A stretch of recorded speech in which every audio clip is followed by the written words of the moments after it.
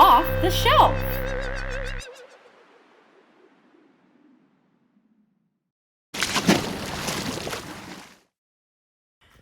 Hi there, my name is Elizabeth and I'm excited to share a book recommendation with you today. If you like the I Survived series, you might like a new series that we have at the library called Girls Survive. And this installment of the series is called Audrey Under the Big Top, a Hartford Circus fire survival story. This tells the story of a girl named Audrey who lives in Connecticut. And in 1944, she's so excited because the circus is coming to town and she really wants to be a trapeze artist and performer. She's so excited to go see the circus and she brings her two little twin sisters with her to go see. And right during the performance that she's most excited for, something happens. And I'm going to read to you a part of the story. I leapt up the remaining bleachers to reach my friends. "Do you see that?" I gasped, pointing at the small fire to the right of us. The flame was no bigger than a fist. Marjorie glanced over and shrugged. "I'm sure someone will put it out." She gestured at the trapezes and high wire. "The Walendas aren't worried." 4 Walendas were suspended high above the center ring. A spotlight illuminated their glittery costumes. It was enough to distract me from the fire. This was the moment I'd been dreaming of. The Walendas carried 3 long balancing poles and a bicycle with no handlebars. On the opposite platform, the leader, Carl Walenda, clutched a similar bicycle. Just then, the band broke into a waltz. The performance was about to begin. I sat entranced. Herman and Carl Walenda placed the front wheels of their bicycles on the high wire. "Look, they're putting the fire out," Lucia said. I didn't want to turn away from the performance, but I looked over. An usher was lugging a huge bucket toward the fire. Water splashed over the sides. He chucked the water with all his might at the flame, but the flame flickered on, licking slowly up the side of the tent. So if that sounds interesting to you, you might want to check out Audrey Under the Big Top or other installments of the Girls Survive series. I have 2 other short recommendations if you're into survival stories. This one is called In a Flash. It takes place during World War II in Japan. 2 sisters are separated from their father and have to make it on their own. And this is by Donna Jo Napoli. And I also wanted to recommend The Breadwinner. This is a classic story by Deborah Ellis about a girl living in Afghanistan who has to disguise herself as a boy in order to get enough food for her family. So, The Breadwinner, In a Flash, and our deep dive this week, Audrey Under the Big Top from the Girls Survive series. Check them out.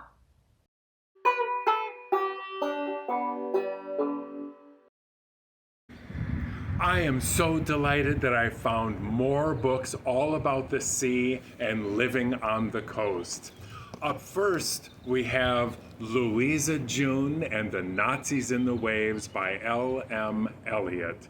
This is a historical book set in the Chesapeake Bay area at the beginning of World War II when the Germans were bombing ships off the coast of the U.S. Now, there's a lot going on in Louisa June's family. Her mother suffers from depression. Her father has a tugboat business. Her brother is off to college soon, and her sister Katie wants to contribute to the war effort by helping to build Liberty ships. When Louisa June's brother unexpectedly dies, she has some big decisions to make. Up next, we have The Puffin Keeper. This is written by Michael Morpurgo with illustrations by Benji Davies. When Alan and his mother are rescued from a shipwreck by a local lighthouse keeper, this begins a lifelong friendship. Alan grows up and moves away, but he always thinks about his friend the lighthouse keeper and sets off on a trip to find him once again. This book is all about friendship and family, and I like it very much, and it has puffins in it. Finally, we have The Boy Who Met a Whale by Nisrana Farooq. This is a very exciting adventure story with a dramatic beginning.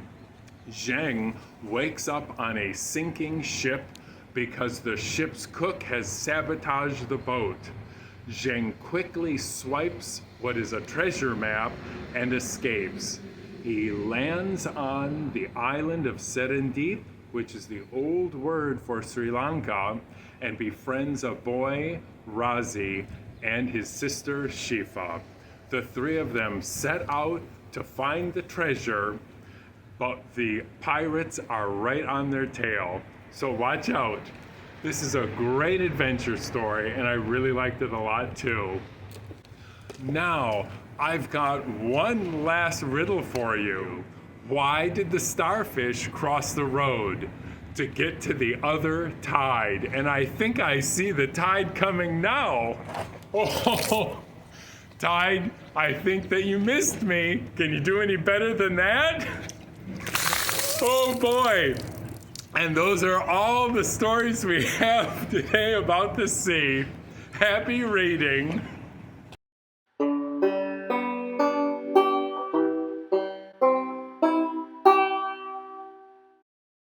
Hi everyone, I'm Alex, and this time around I want to share with you some of the new Seek and Find and puzzle books that the library's added to the collection.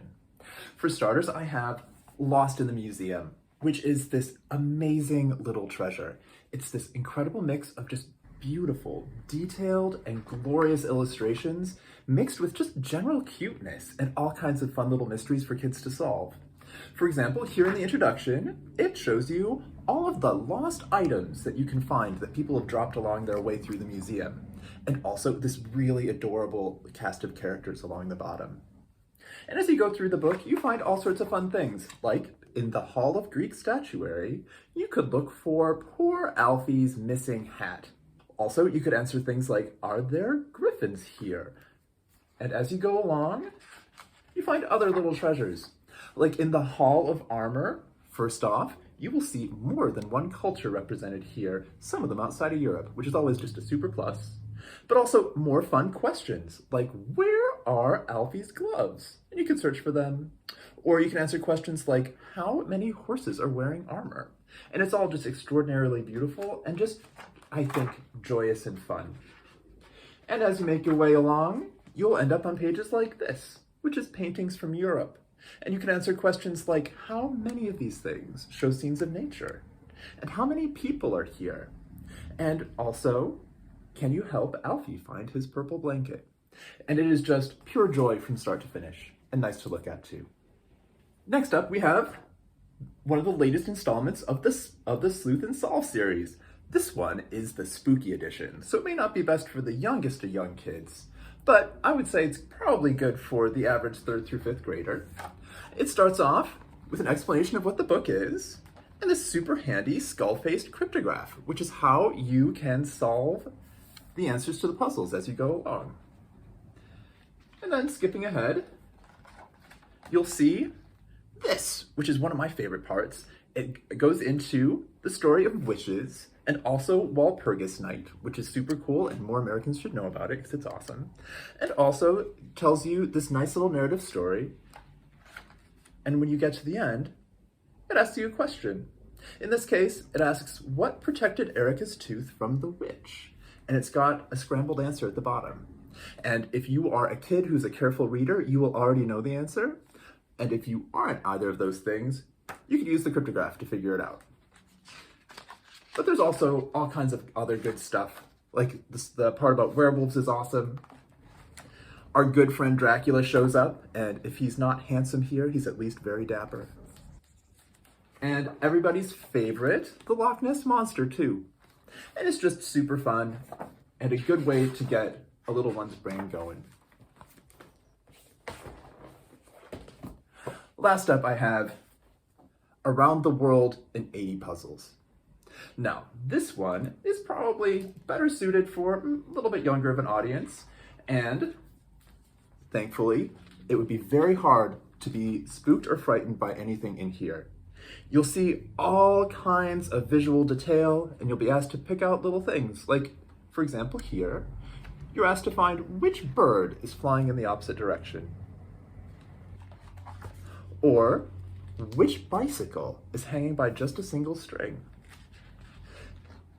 And so on and so forth. Tons of visual detail, beautiful things like airships, houses on stilts, ships in a bottle, and it just goes on and on and on, and it's just all kinds of great fun.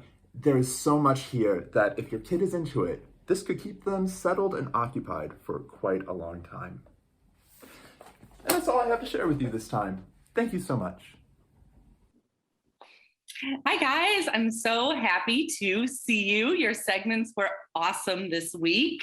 Christopher, I have to say I was most intrigued by your second book featuring the Puffins. That just sounded really good to me. The illustrations looked really awesome. I am pretty excited to check that out myself and give it a try. Yeah, same here, Christopher. Like, I saw your segment. I helped you film it, just as a little spoiler. But after that was done, I watched it, and then I immediately went out into the library proper and grabbed a copy. And that book is so amazing. Like, I just can't get over just how beautiful those illustrations are. And that was just a really amazing pick. Well, that's great because that book was really special. And there's something about the pacing of the story that really was heartening to me, or kind of close to my heart. Just about a boy and his mother, and how this boy goes back all these years later to look for this friend who works at the lighthouse. And yeah, it really stood out to me as well. I really enjoyed it. Great. And Alex, your Seek and Find books. I've told you earlier that those are some of my very favorite books to read. And I'm so glad that you featured those. Oh, thank you. Yeah, it gave me a chance to geek out, and hopefully other people will like it as much as we do. So, and I love seeing all the new ones that are coming out these days. When I was younger, I felt like it was pretty limited. I Spy, Where's Waldo? That was it. And now I'm loving the different takes that there are on these Seek and Find. I mean, the museum, and just the last one you mentioned with the tons of different puzzles and different things was just really cool. Oh, thank you. Thank you. I was going to say, aren't those books really popular in the Netherlands and Germany? Aren't they called teaming books or something like that? I haven't heard of that, but that sounds like that would be true. That just seems something that you hear it and that sounds about right. Right. Yeah. Elizabeth, I loved your pick too. Like Audrey Under the Big Top. I actually did a little digging around before we started filming this, and apparently those circus tents were just like total fire traps. They would waterproof them with gasoline and paraffin. It's like, those are the two most flammable things. Yeah, it would keep the rain out apparently, but don't let it match, yeah. Yeah, I'm excited about that new series. Oh yeah. Elizabeth, you chose just the right excerpt to put us all on the edge of our seats, I think.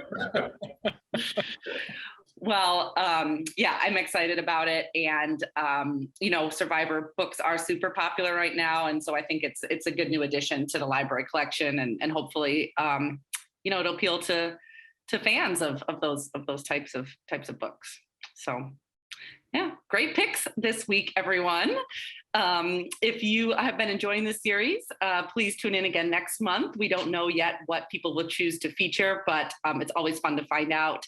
And let us know if you read any of the titles that we selected. Thank you for watching.